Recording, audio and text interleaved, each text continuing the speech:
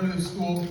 In 2003, he worked his way back to DeKalb, worked his way to DeKalb High School and started teaching PE health here.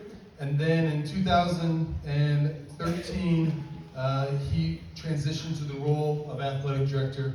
And he's been here for the last 10 years as the athletic director. I do believe, if I have it correct, Mr. Rhodes is our third athletic director, fourth athletic director in our school history.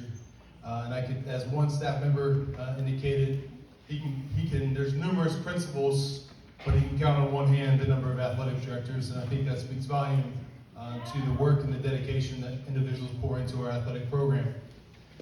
He's also been an assistant athletic director. He's also been a sixth grade boys basketball coach, freshman football coach, and he's also been a head baseball coach. He was head baseball coach from 1998 to 2014 when he transitioned to the athletic director role. He doesn't talk about this often, but if you look at his record of coaching as the head coach, it's quite impressive. His overall record is 317 wins, 176 losses, and 1 tie. He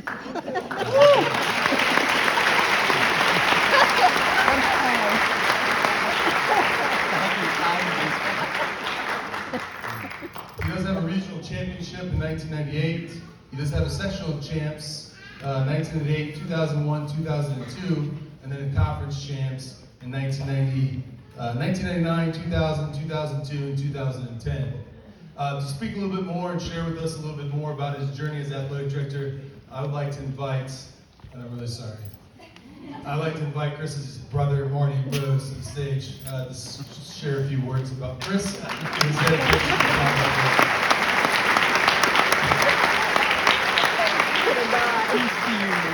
You realize his head is like red. Oh yeah, he's on fire. He's happy you Okay. It's the color of the paper.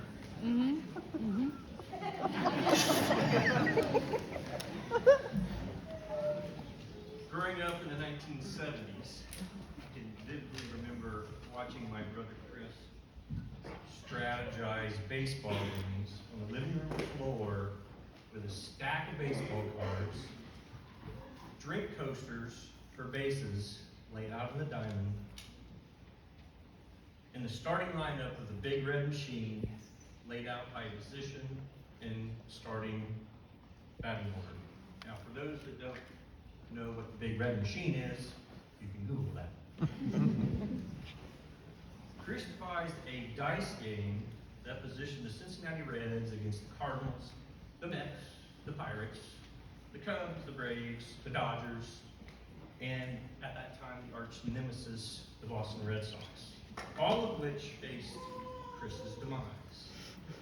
Even at the early age of 9, he already knew as much about baseball as Sparky Anderson. Again, look up the big red machine. I'm confident that this intrinsic knowledge was the foundation of his future coaching career, in which he put more tallies in the win column than he did losses. My brother has been a consummate athlete all his life.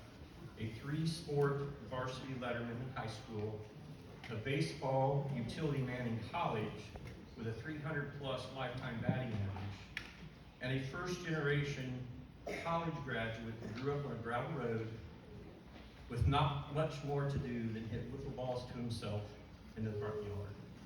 And yet 99% of you don't know this simply because of his humility. After a single semester in college, he switched from accounting to a major for which he has a passion, athletics. I don't think he ever thought about teaching or coaching or being an administrator. He only wanted to be involved in sports. Little did anyone know he would spend the past 3 decades devoting his life to youth sports and serving his community. His first opportunity as head coach came at Southern Hills High School, where he led the team to the first Allen County Athletic Conference title in the school's baseball history.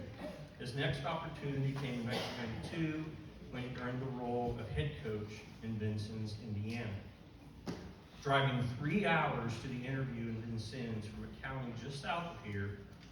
He called me after the interview only to share that it was the worst interview he's ever had. And yet, he received a call from the superintendent the next day with the offer to take the job.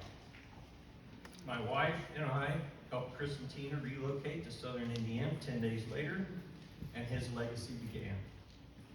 As a head baseball coach at Vincennes Lincoln, he amassed a 43-14 record in just 2 short years, highlighted by 2 sectional victories and a regional victory.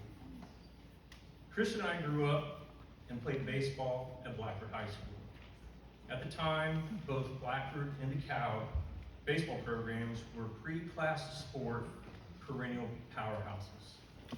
Blackford appeared in the state championship in 1977 and 1978 under the tutelage of legendary coach Craig Moore.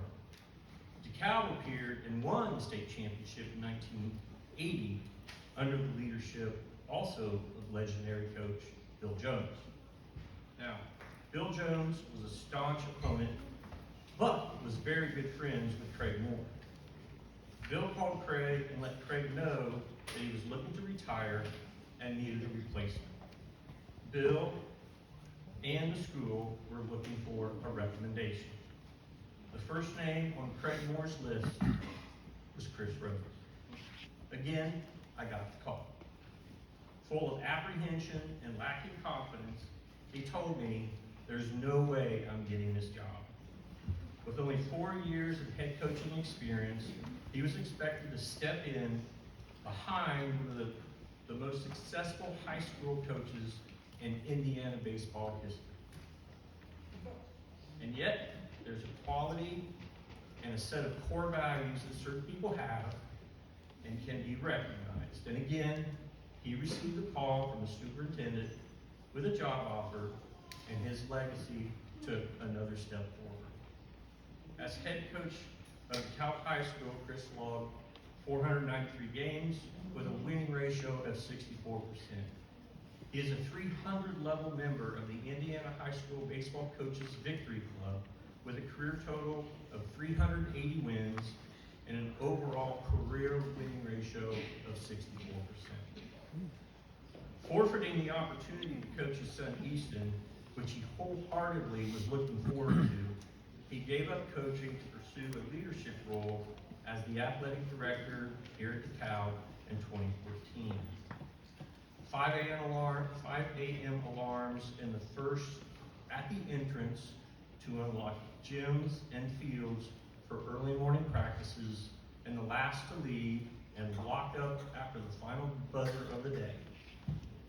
Long Saturday trips at the end of the sports season to be present for a DeKalb athlete or team that made it to the regional, semi-state, or state finals competition. These are just a few of the countless sacrifices that Chris has made during his tenure here at DeKalb.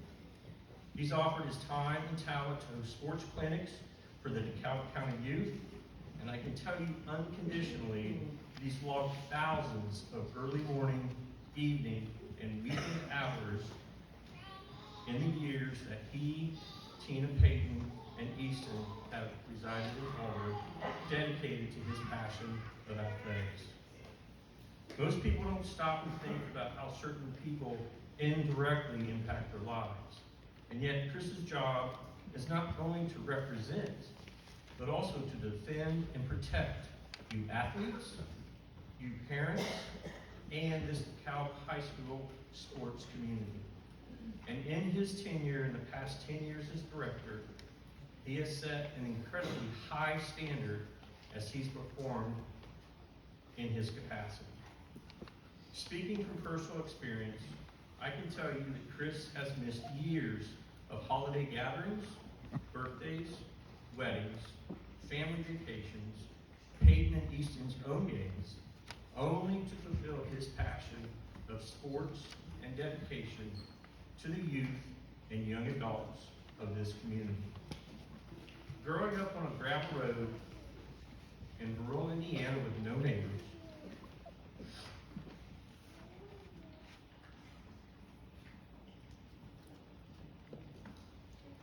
Chris and I were the only friends each other had. We were best men at each other's weddings. We were the godparents of each other's children. My wife grew up as Tina's best friend. We spent holidays, weekends, vacations, and family events together until Chris committed himself to his passion. Chris Rhodes is the benchmark by which all coaches and athletic directors, not only in the state of Indiana, but in these United States, should be measured. Until tonight, some of you may not have recognized this person you are losing. Others of you do, and I know you're disappointed to lose such an incredible coach, mentor, leader, and administrator. But I can selfishly tell you, after waiting 30 years, I'm so happy to be my best friend. Sorry, we're keeping that. Sorry, we're keeping him.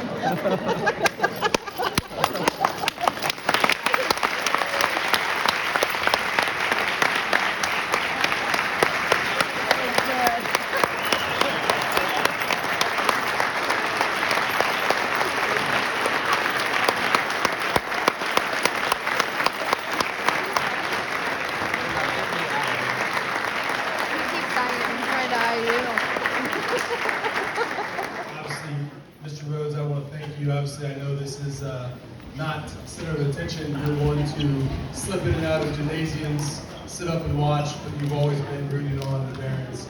And I appreciate the work and the time and effort you put in the last 10 years. Your 27 years of service to DeKalb Central, and your 32 total years. On behalf of DeKalb Athletics, I'd like to present you with this small gift, a token of our appreciation upon your retirement. It would be your own Baron jersey to hang, whether it's in your garage or on your wall. Congratulations.